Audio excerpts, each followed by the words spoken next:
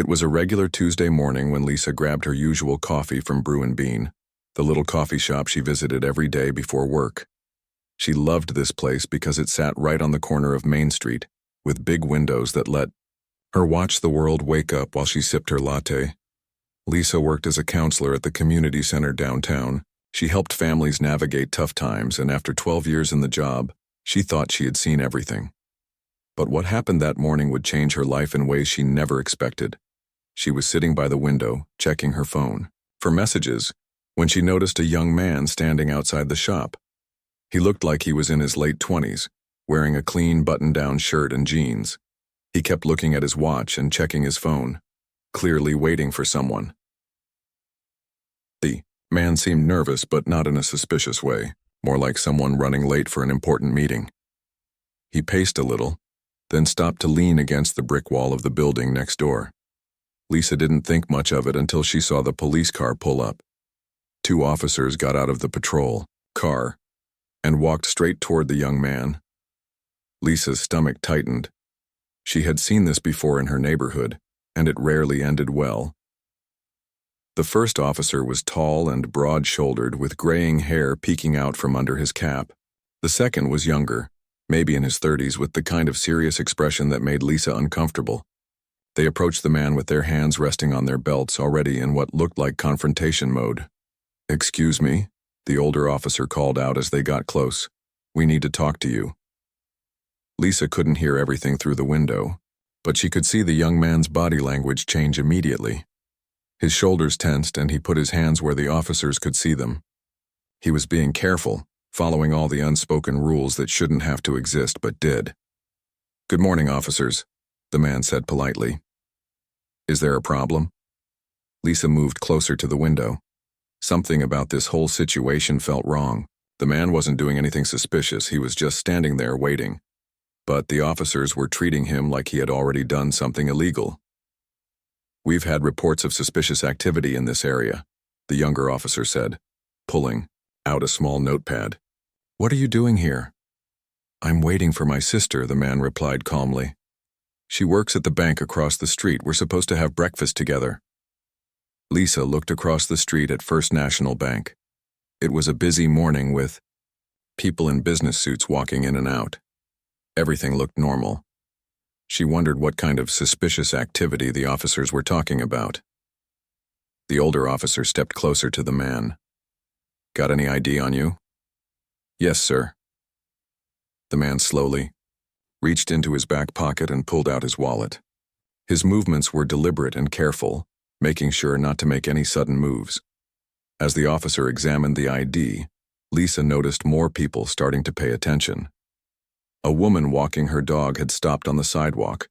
A man in a business suit was pretending to check his phone while obviously watching the scene unfold. "This says you live on Elm Street," the younger officer said. "That's across town. What brings you all the way over here?" The question made Lisa angry. Since when was it illegal to visit a different part of town? The man was clearly being patient, but she could see the frustration building in his posture. "Like I said, officer, I'm meeting my sister for breakfast. She suggested this coffee shop because it's close to her work." The officers exchanged a look that Lisa didn't like. The older one handed the ID back, but neither of them seemed ready to leave. Instead, they started asking more questions. "You got somewhere to be today? Job interview? Court date?" "I work at the university," the man answered. "I'm a research assistant in the psychology department. I don't have any classes today, which is why I can meet my sister for breakfast." Lisa felt her heart racing. This was getting ridiculous. The man had answered every question politely and completely. He had his ID, explained why he was there, and even mentioned his job. What more could they want? The younger officer circled around behind the man, and Lisa saw him tense up again. This was a tactic she had seen before, and it never led anywhere good. They were trying to make him nervous, maybe hoping he would say something they could use against him. "You mind if we search you?" the older officer asked. It sounded like a question, but Lisa knew it wasn't really optional. That's when she couldn't sit still anymore. Lisa had spent years helping people navigate systems that weren't always fair. She had watched too many good people get pushed around by those in power. and she had promised herself that if she ever saw something like this happening, she wouldn't just sit there and watch. She grabbed her purse and coffee and walked outside. "Excuse me," she said loudly enough for everyone to hear. "Is there a problem here?" All three men turned to look at her. The young man's eyes showed a mix of gratitude and worry. The officers looked annoyed at the interruption. "Ma'am, this doesn't concern you," the older officer said firmly. "Please move along." "Actually, it does concern me," Lisa replied, pulling out her phone. "I'm a taxpayer, and this is a public street. I have every right to be here and to observe." "What's happening?" She turned on her phone's camera and held it up where everyone could see it. "I'm recording this interaction to make sure everyone's rights are protected." The younger officer took a step toward her. "Ma'am, you need to put that phone away and move along. You're interfering with police business." "I'm not interfering with anything," Lisa said calmly. "I'm standing on a public sidewalk, which is my right, and recording police in public is completely legal." The man who had been waiting for his sister looked at Lisa with surprise and concern. "Miss, you don't have to do this. I don't want you to get in trouble because of me." Lisa looked at him and saw something that reminded her of her younger brother. The same careful politeness, the same way of trying to make himself smaller and less threatening. It broke her heart and made her angry at the same time. "I'm not in trouble," she told him. "And neither are you, as far as I can tell." She turned back to the officers. "Can you please explain what reasonable suspicion you have for this stop? This gentleman has been nothing but cooperative, and I haven't seen him do anything that would justify this level of questioning." The older officer's face was getting red. "Ma'am, for the last time, you need to leave this area immediately."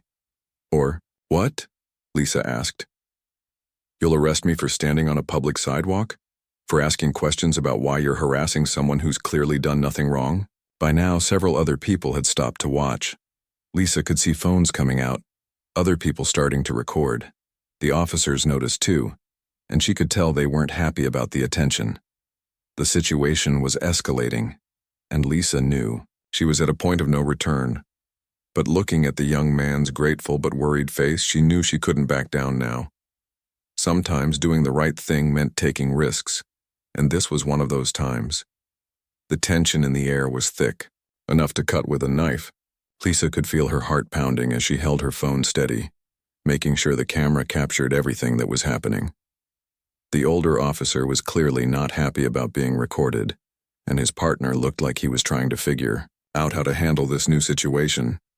"Ma'am, I'm going to ask you one more time to put that phone away and leave this area," the younger officer said, his voice getting sharper. "You're creating a disturbance." Lisa almost laughed at that. "I'm creating a disturbance? I'm standing quietly on a public sidewalk. The only disturbance I see is two officers questioning someone for the crime of waiting for his sister." More people were gathering now. A woman with a baby stroller had stopped across the street, pretending to fix her child's blanket while obviously watching what was happening. Two teenagers on their way to school had slowed down and were whispering to each other. An elderly man walking his dog had come to a complete stop and was openly staring. The young man who started all this looked uncomfortable with the attention. "Officers, maybe we can just finish this up? My sister will be here any minute, and I don't want to cause any more trouble." "You're not causing trouble," Lisa said firmly, looking directly at him. "Don't let anyone make you feel like you did something wrong by existing in public." The older officer turned his full attention to Lisa now. "Lady, you don't know what you're talking about. We're trying to do our job here and you're making it harder." "What job exactly?" Lisa asked. "I've been watching for 10 minutes and I haven't seen this man do anything that requires police attention. He's been polite, cooperative, and patient. He showed you his ID, explained why he's here, and answered all your questions. What more do you want?" The officer's face was getting redder by the minute. "We have the right to question anyone we think might be involved in suspicious activity." "What suspicious activity?" Lisa pressed. "Can you be specific? Because from where I'm standing, the only thing he's done is wait for his family member while being black." The words hung in the air like a challenge. Lisa hadn't planned to say it so directly, but there it was. Everyone knew what this was really about, and she was tired of pretending otherwise. The younger officer stepped forward, his hand moving to his handcuffs. "Two, Hatsit, you're interfering with police business. Turn around and put your hands behind your back." "For what?" Lisa asked, not moving. "What law have I broken? I'm on a public sidewalk. I'm not threatening anyone, and I'm exercising my constitutional right to record police activity. You can't arrest me for that." The man who had been waiting for his sister stepped forward. "Please, officers, she's just trying to help. Don't arrest her because of me. I'll answer any questions you have." Lisa felt a surge of emotion at his words. Here was someone who was being harassed for no reason, and he was worried about her getting in trouble. "You don't have to answer anything else," she told him. "You've already been more than cooperative." The crowd was getting bigger now. Someone had called out to ask what was happening. Lisa could hear phones beeping and clicking as more people started recording. She noticed one person had stepped into the coffee shop, probably calling someone about what was happening outside.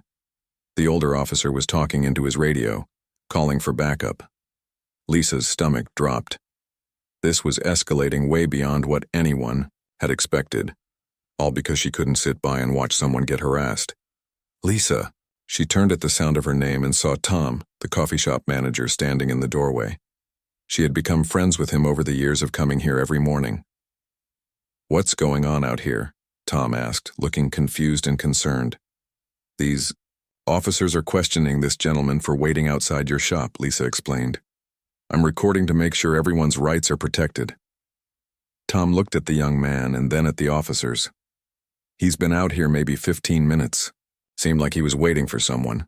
I didn't see him do anything wrong." The younger officer turned to Tom. "Sir, we need you to go back inside. This is police business." "Actually, this is my business," Tom said calmly. "This is happening right in front of my shop, and this man hasn't bothered anyone or caused any problems." Lisa felt grateful for Tom's support, but she was also worried about getting more people involved. She could see the situation spinning out of control, and she didn't want anyone else to get hurt because of her decision to speak up. That's when she heard the sound of another police car pulling up. Then another. Within minutes, there were 4 officers on the scene, and Lisa realized things had gotten much more serious than she had intended. The original older officer was talking to the new arrivals, gesturing toward Lisa and the man she was defending. She couldn't hear what he was saying, but she could guess. He was probably painting her as some kind of troublemaker who was interfering with their work. "Ma'am, I'm Sergeant Rodriguez," one of the new officers said, approaching Lisa with his hands visible and his voice calm. "Can you tell me what's happening here?" Lisa was relieved that at least one officer seemed interested in actually talking, rather than just giving orders. "I was having coffee when I saw these officers questioning this gentleman. He's been completely cooperative, but they kept pushing for more information even after he explained he was waiting for his sister. When they started talking about searching him, I felt like I needed to witness what was happening." "And you started recording?" "Yes, sir. It's my legal right to record police activity in public, and I wanted to make sure everyone's rights were protected." Sergeant Rodriguez nodded. "You're right about that, but some of my officers feel like you've been interfering with their investigation." "What investigation?" Lisa asked. "They said there were reports of suspicious activity, but they never explained what that meant. This man has done nothing but wait for his family member." The sergeant looked over at the young man, who was now surrounded by 3 officers but still trying to remain calm. "Sir, can you tell me why you're here today?" "I'm waiting for my sister," he repeated for what felt like the 100th time. "She works at the bank across the street. We plan to have breakfast together before I go home." "Do you have your sister's phone number? Can we call her to verify?" The man nodded quickly. "Yes, absolutely. Her name is Dr. Patricia Williams. She's a loan officer at First National." Lisa watched as the sergeant made the call. She could hear a woman's voice on the other end, clearly confused about why police were calling about her brother. The conversation was brief, and when it ended, the sergeant's expression had changed. "Dr. Williams confirms that she asked her brother to meet her for breakfast this morning," he announced to the other officers. She's on her way over here now. Lisa felt a mix of relief and frustration. Relief that the man's story was being verified, but frustration that it had taken this long and this many officers to do something that should have been simple from the beginning. The crowd had grown to about 20 people now. Lisa could see someone across the street with a professional-looking camera, probably a local news reporter who had heard about what was happening. Her stomach churned as she realized this whole thing might end up on the evening news. The young man caught her eye and mouthed, "Thank you." The gratitude in his expression made everything worth it, even though she was scared about what might happen next. Lisa had never considered herself an activist or a troublemaker, but sometimes ordinary people had to do extraordinary things when they witnessed injustice. She kept her phone recording, knowing that whatever happened next, there, would be evidence of how this situation had unfolded. The truth mattered, and she was determined to make sure it didn't get buried or twisted by people who hadn't been there to see what really happened. 3 days after the incident at the coffee shop, Lisa's life had turned upside down in ways she never could have imagined. What started as a simple act of standing up for someone had snowballed into something much bigger and more complicated than she ever expected. It all began when someone in the crowd posted their video online. Within hours, the footage was everywhere. Social media, local news websites, and even some national outlets had picked up the story. The headline that kept appearing made Lisa's stomach turn. Local woman confronts police during street stop. Video goes viral. Lisa had never wanted to be famous, especially not for something like this. She was a private person who liked her quiet routine of morning coffee and helping families at the community center. Now strangers on the internet were debating whether she was a hero or a troublemaker. The comments under the videos were brutal. Half the people praised her for standing up for what was right. They called her brave and said the world needed more people willing to speak out against injustice. But the other half attacked her viciously, saying she was just looking for attention and that she should have minded her own business. Liberal snowflake trying to be a hero.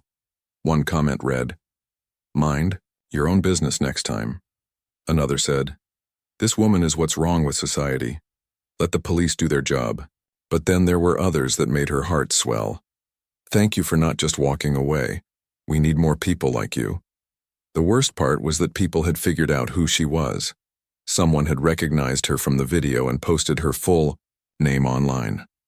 Within a day, her phone number and workplace had been shared too. Her phone rang constantly with calls from reporters, supporters, and angry strangers who wanted to tell her exactly what they thought of her actions. Lisa had to turn off her phone and stay away from social media completely. The attention was overwhelming and frightening. She had never realized how quickly things could spiral out of control in the age of the internet. The young man from the coffee shop, whose name she learned was David, was dealing with his own nightmare. Someone had figured out his identity too, and he was facing harassment that made Lisa's situation look mild in comparison. His car had been vandalized twice in 3 days. Someone had spray-painted horrible words across his windshield, and all 4 of his tires had been slashed. Lisa found out about David's troubles when his sister called her. Dr. Williams had gotten Lisa's number from Tom at the coffee shop and wanted to thank her personally for standing up for her brother. But the conversation quickly turned to their shared problem. "David feels terrible that you're getting attacked because of him, Doctor," Williams said during their phone call. "He keeps saying he should have just answered the officer's questions and walked away." "That's ridiculous," Lisa replied. "He didn't do anything wrong. Neither of us did. We shouldn't have to apologize for expecting police to treat people fairly." But even as she said it, Lisa was beginning to wonder if speaking up had been worth it. The stress was affecting every part of her life. She couldn't sleep, couldn't concentrate at work, and was constantly looking over her shoulder when she went out in public. The breaking point came on Thursday morning when she arrived at work to find her supervisor, Mrs. Chen, waiting for her with a serious expression. "Lisa, we need to talk," Mrs. Chen said, gesturing toward her office. Lisa's heart sank. She had been dreading this conversation since the video went viral. The community center where she worked received funding from the city, and she knew that her very public confrontation with police could cause problems. "I've been getting calls," Mrs. Chen said once they were seated in her office. "City council members, board members, donors. People are concerned about the center being associated with anti-police sentiment. Anti-police? Lisa couldn't believe what she was hearing. I wasn't anti-police. I was pro-accountability. There's a difference. Mrs. Chen sighed. I know that, and you know that. But perception matters, especially when it comes to our funding. The mayor's office is putting pressure on us to distance ourselves from the situation. Lisa felt like she was living in a nightmare. So what are you saying? That I should have just watched someone get harassed and done nothing? I'm saying that when you're a public employee, your actions reflect on your workplace whether you want them to or not. Mrs. Chen looked genuinely sorry. The board has decided that you need to take a leave of absence while we figure out how to handle this situation. Lisa stared at her supervisor in shock. You're suspending me? For standing up for someone's rights? It's not a suspension. It's a leave of absence. With pay. Just until things calm down and we can assess the situation properly. But Lisa knew what this really meant. She was being punished for doing what she thought was right. The irony wasn't lost on her that she worked for an organization dedicated to helping people, yet they were distancing themselves from her when she had tried to help someone. Walking out of the community center that morning, Lisa felt more alone than she had in years. She sat in her car in the parking lot and finally let herself cry. The stress, the harassment, the feeling that she was being punished for trying to do the right thing. It all came pouring out. Her phone buzzed with a text message. It was from David. Saw the news about your work situation. I'm so sorry this is happening to you because of me. Can we meet for coffee? I think we need to talk. Lisa looked at the message for a long time before responding. Part of her wanted to stay home and hide until this whole thing blew over, but another part of her knew that hiding wouldn't solve anything. If anything, it would just prove to the people attacking them that they could be intimidated into silence. She texted back, Same coffee shop where it all started? 1 hour? When Lisa arrived at Brew and Bean, she was surprised to see a small crowd gathered outside. For a moment she panicked, thinking it was protesters or angry people looking to confront her. But as she got closer, she realized they were supporters. Thank you for standing up for what's right, an elderly woman said, approaching Lisa with a warm smile. My grandson is about David's age, and I worry about him every time he leaves the house. What you did gives me hope. A young mother with 2 small children stopped her too. I saw the video online. I want my kids to grow up in a world where people like you speak up when they see something wrong. Lisa felt tears in her eyes again, but this time they were different tears. For every person who had attacked her online or tried to make her life difficult, there were others who understood why she had acted the way she did. David was already inside when she entered the coffee shop. He looked tired and stressed, but he smiled when he saw her. Tom, the manager, came over immediately. Coffee's on the house for both of you, Tom said. After what you've been through, it's the least I can do. As Lisa sat down across from David, she realized that despite everything that had happened, the harassment, the work situation, the constant stress, she didn't regret what she had done. The cost had been higher than she expected, but some things were more important than personal comfort. So, David said, stirring his coffee nervously, I've been thinking about everything that's happened, and I have an idea about what we should do next. Lisa looked at him curiously. She hadn't expected this conversation to be about moving forward.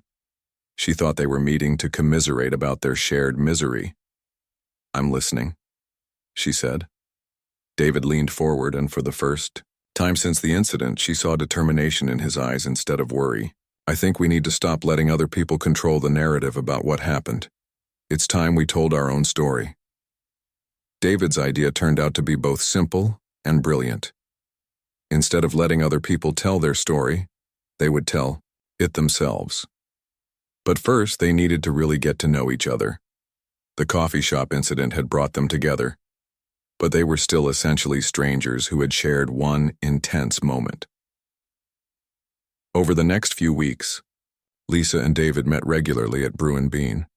Tom had become protective of them both, always making sure they had a quiet corner table and keeping an eye out for anyone who might want to cause trouble. During these conversations, they discovered they had more in common than either had expected. Both had grown up in foster care, though in different parts of the state. Lisa had aged out of the system at 18 and worked her way through college, while living in a tiny apartment and eating ramen noodles most nights. David had been luckier in some ways. He'd been placed with a loving family when he was 12, but the years before that had been rough. "I think that's why I couldn't just walk away that morning," Lisa told him during one of their meetings. "I know what it feels like to be powerless, to have people in authority treat you like you don't matter." David nodded. "I kept thinking about my younger foster brothers. What if one of them had been in my situation and no one spoke up? I would have wanted someone like you to be there." Their shared background created a bond that went deeper than just the incident that brought them together. They understood each other's drive to help others and their frustration with systems that didn't always work fairly. During their third week of regular meetings, David brought up an idea that had been forming in his mind. "I've been researching police accountability training," he said, pulling out a folder full of printed articles. "There are programs in other cities that teach people their rights during police encounters, but there's nothing like that here." Lisa looked through the materials he had gathered. "You want to start something like this locally?" "I think we should," David said. "Not just because of what happened to us, but because it's clear that a lot of people don't know their rights, and police officers might benefit from community input about how these interactions affect people." The idea excited Lisa in a way she hadn't felt since before the incident. For weeks, she had felt like she was just reacting to things happening to her. This felt like taking control, like turning their difficult experience into something positive. They started small. David used his connections at the university to book a small classroom for their first community meeting. Lisa reached out to people through the neighborhood association and her contacts from the community center. They weren't sure anyone would show up. On the night of their first meeting, they arrived at the classroom 30 minutes early, both nervous and hopeful. They had prepared a simple presentation about knowing your rights during police encounters, and David had printed out information, sheets with local resources and legal aid contact information. At 7 o'clock, only 3 people had shown up. Lisa felt disappointed, but David reminded her that most movements started small. "Rosa Parks was just one person on a bus," he said with a smile. But then something unexpected happened. More people started arriving. By 7:15, the small classroom was packed with over 40 people. They had to ask the building security to open a larger room. The crowd was diverse in every way imaginable. There were college students, elderly couples, young parents, business professionals, and high school students who had come with their parents. Some were people of color who had their own stories about difficult police encounters. Others were white community members who wanted to be better allies and understand the issues better. Lisa had never spoken to a group this large before, and her hands were shaking as she stood up to begin the presentation. But as she looked out at all the interested faces, she felt a calm settle over her. "3 weeks ago, I was just someone who went to the same coffee shop every morning," she began. "I never thought of myself as an activist or someone who would end up speaking to a room full of people. But sometimes ordinary moments call for extraordinary courage." She told the story of what happened that morning, but this time she could control the narrative. She explained her thought process, her fears, and why she felt compelled to act. The room was completely silent as she spoke. When David took over to talk about legal rights and practical advice, Lisa was amazed at how naturally he connected with the audience. He had clearly done his research, but more than that, he spoke from the heart about dignity and respect and the kind of community they all wanted to live in. During the question and answer session, something magical happened. People started sharing their own stories. A young father talked about being stopped while walking in his own neighborhood. A college student described being questioned for sitting in a park while studying. An elderly man shared his concerns about his grandson's safety. But there were also stories of positive police interactions. A woman talked about an officer who had helped her when her car broke down. A teenager mentioned a school resource officer who had become a mentor. The conversation was balanced and real, focused on making things better rather than just complaining about problems. "What you two have started here is important," said Mrs. Rodriguez, a retired teacher who had stayed after most people left. But this can't just be a one-time thing, right? People need ongoing support and education. Lisa and David looked at each other. They had been so focused on organizing one meeting that they hadn't thought much about what came next. We were hoping people would tell us what they needed, David said honestly. This is all new to us. Well, I can tell you what I need, said James, a young man who had shared a story about being stopped 3 times in 1 month. I need to know that I'm not crazy for feeling like the system isn't fair, and I need practical tools for staying safe. An older woman named Carol raised her hand. I need to understand how I can be supportive when I witness something like what Lisa saw. Most of us want to help, but we don't know how. By the time everyone left that night, they had a list of requests and ideas that filled 2 pages. People wanted monthly meetings.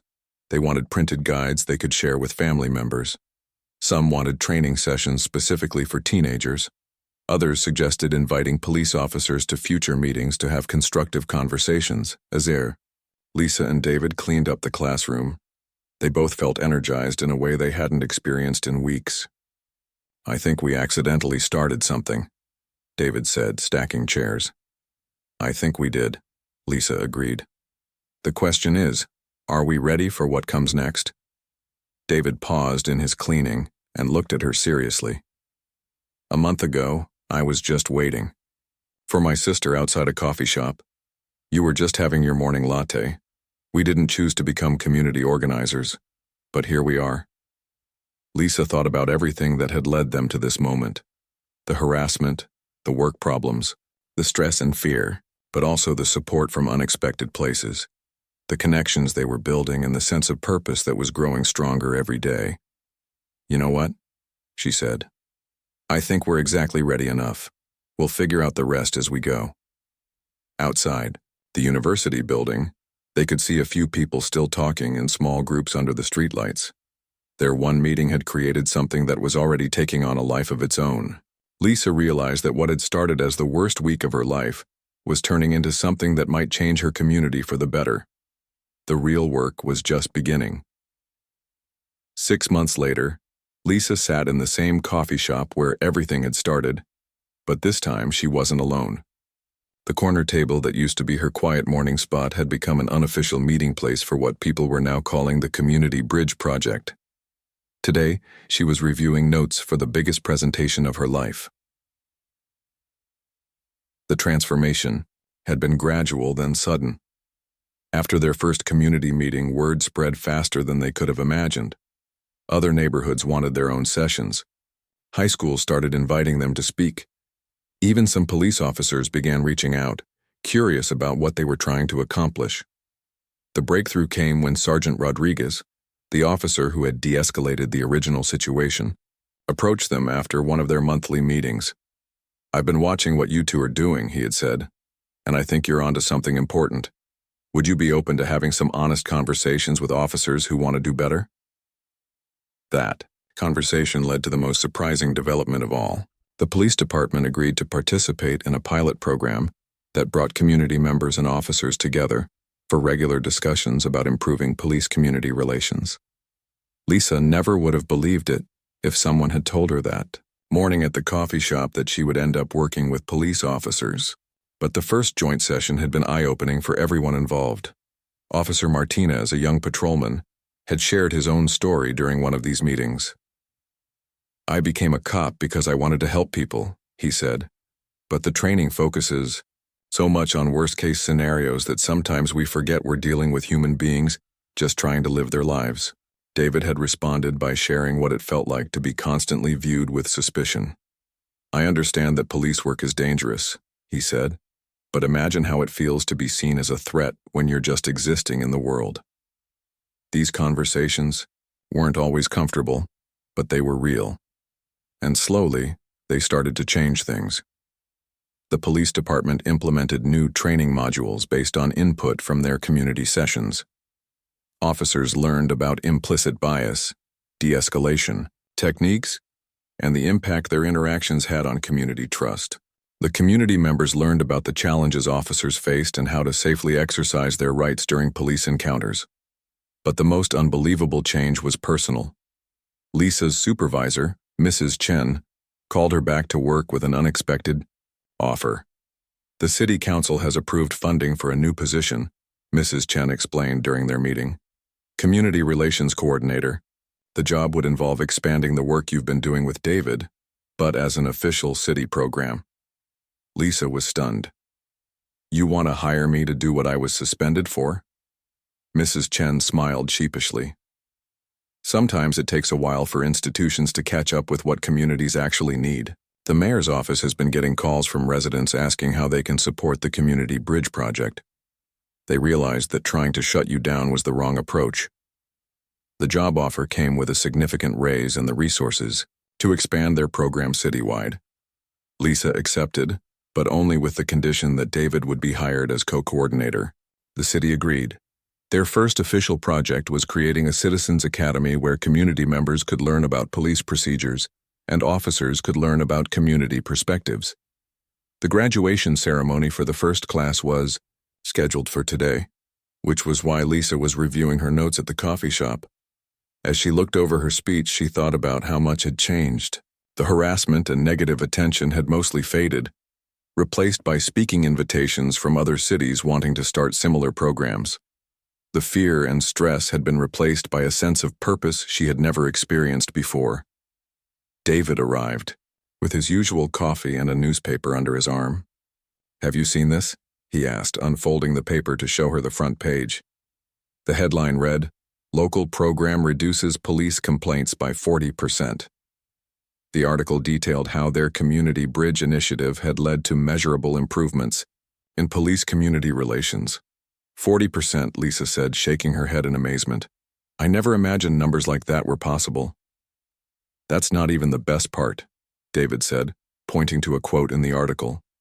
Look at this. Lisa read the highlighted section aloud. Officer Johnson, a 15-year veteran of the force, credits the Community Bridge Project with helping him become a better police officer. I learned that being tough doesn't mean being disrespectful, Johnson said. The community sessions taught me how to do my job more effectively while building trust instead of breaking it down. But the quote that made Lisa's eyes water was from a community member. My teenage son used to be terrified of police officers. After participating in the Citizens Academy, he told me that he finally understands that most officers really do want to help people. The fear is gone, and that's priceless. As they walked to the graduation ceremony, Lisa reflected on the most unexpected part of their journey. The incident that had seemed like the worst thing that could happen had actually been the beginning of the best work of her life. The ceremony was held in the same university classroom where they had held their first community meeting, though they needed to use the entire lecture hall now. As Lisa looked out at the audience, she saw faces that had become familiar over the months of working together. There was Mrs. Rodriguez, the retired teacher who had become one of their most dedicated volunteers. James, the young man who had been stopped 3 times in 1 month, was now helping to train other community members. Officer Martinez sat next to Carol, the grandmother who had wanted to learn how to be a better ally, and they were clearly continuing a conversation from earlier. But the biggest surprise came when Lisa was introduced as the keynote speaker. The front row sat someone she hadn't expected to see, the older officer from that morning at the coffee shop. After the ceremony, he approached her with an expression she couldn't quite read. I owe you an apology, Officer Davis said simply. That morning outside the coffee shop I was having a bad day and I let it affect how I did my job. What you did took courage, and it forced me to look at my own behavior. Lisa was speechless for a moment. Thank you for saying that. I've been attending the community sessions for 3 months now, he continued. They've made me a better officer, and honestly, a better person. So thank you. As the evening wound down, Lisa and David found themselves back at their corner table at Brew and Bean. Tom brought them coffee and sat down with them for a few minutes. You know, Tom said, I've been thinking about that morning 6 months ago. If someone had told me that 2 customers having coffee would end up changing how this whole city thinks about community relations, I would have thought they were crazy. David laughed. If someone had told me that getting harassed by police would lead to the best friendship of my life and a career I love, I would have thought they were crazy too. Lisa looked around the coffee shop, then out the window at the street where everything had started. I think the craziest part is that it almost didn't happen. I sat right here for maybe 5 minutes debating whether to get involved or just finish my coffee and go to work. What made you decide to speak up? Tom asked. Lisa thought about it for a moment. I realized that staying silent would make me complicit.